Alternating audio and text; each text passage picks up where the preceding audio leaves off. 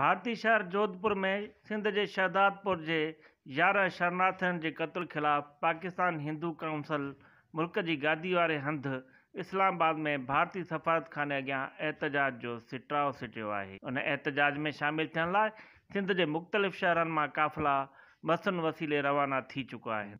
मुख़्तलिफ़ शहरनि मां निकतल काफ़िला सखर वेझो रोहड़ीअ जे नए बस अड्डे ते पहुता, जिते भारतीय सरकार ऐं भारतीय एजेंसी राह खिलाफ छिती नारेबाज़ी कई वई। पाकिस्तान जिंदाबाद, पाकिस्तान जिंदाबाद, मोदी ते पंजाब पे।